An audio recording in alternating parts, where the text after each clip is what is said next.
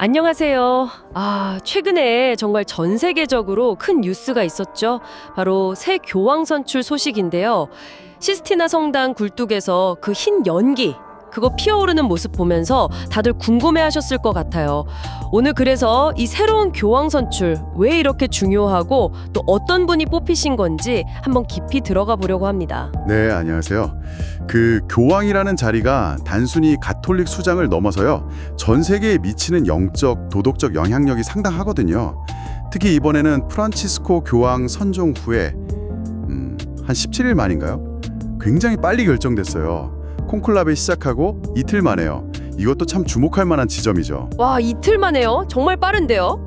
그럼 제일 궁금한 거, 새로운 교황님 누구신가요? 네, 제267대 교황으로 미국 시카고 출신이신 로버트 프랜시스 프레보스트 추기경이 선출되셨고요. 교황명은 레오 14세로 정하셨습니다. 이게 카톨릭 역사상 첫 미국인 교황이시고 또 아우구스티노 수도의 출신으로도 첫 교황이세요. 여러모로 좀 이례적이죠. 첫 미국인 교황이라 와 진짜 역사적이네요. 근데 그 교황명 레오는 어떤 의미가 있나요? 라틴어로 사자라는 뜻이라고 들었는데 강인함 뭐 이런 건가요? 네, 맞아요. 사자. 전통적으로 강인함, 용기, 리더십 이런 걸 상징하죠. 근데 이제 교황명을 뭘로 정하느냐가 앞으로의 방향을 좀 보여주기도 하거든요. 특히 레오 13세 교황님, 그 19세기 말에 노동자 권리 옹호하신 분으로 유명하시잖아요. 새로운 사태라는 회칙. 그래서 레오 14세께서 이 이름을 선택하신 게 어쩌면 사회 문제, 특히 좀 소외된 이들에 대한 관심을 이어가겠다. 이런 의지를 보여주는 걸 수도 있어요. 그런 깊은 뜻이 레오 13세의 정신을 잇는다. 그럼 첫 미국인이라는 점 말고 이 레오 14세 교황님은 어떤 분이신가요? 배경이 좀 궁금한데요. 특히 페루 얘기가 나오던데요. 네, 1955년 시카고 출생이시고요. 사제서품 받으시고 20년 이상을 페루에서 선교사로 활동하셨어요. 그러니까 정말 현장에서 빈민들, 소외된 이들과 직접 부대끼신 거죠. 이게 그분의 사목 활동에 큰 영향을 미쳤을 겁니다. 그러다 페루에서 주교가 되셨고 2023년에 프란치스코 교황님이 추기경으로 임명하시면서 동시에 주교성 장관이라는 아주 중요한 보직을 맡기셨어요. 프란치스코 교황님의 측근이면서도 또 중도 성향이다. 이런 평가가 있더라고요. 그게 좀 흥미로워요. 네, 맞아요. 외신들 분석을 보면 프란치스코 교황님의 개혁 노선은 이어갈 거다. 그런데 신학적으로는 너무 한쪽으로 치우치지 않는 중도적 입장을 취해서 교회 내의 다양한 목소리들, 개혁파와 보수파 사이의 균형을 좀 맞추려는 인물이 아니냐 이렇게 보고 있어요.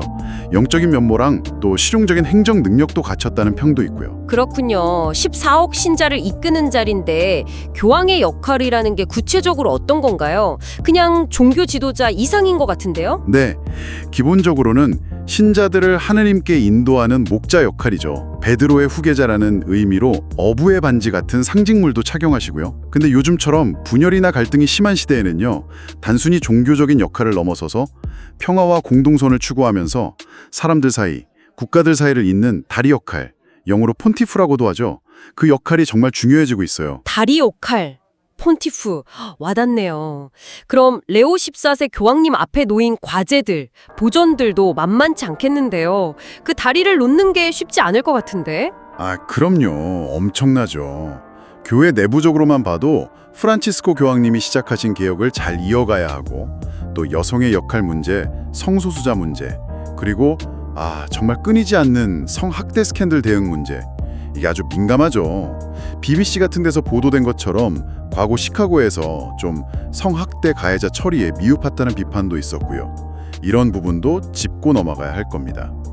외부적으로는 우크라이나 전쟁, 가자지구 분쟁 같은 국제 분쟁 속에서 평화 중재자로서의 역할도 기대받고 있고 또 경제 불평등 문제에 대한 목소리도 내야 하고요.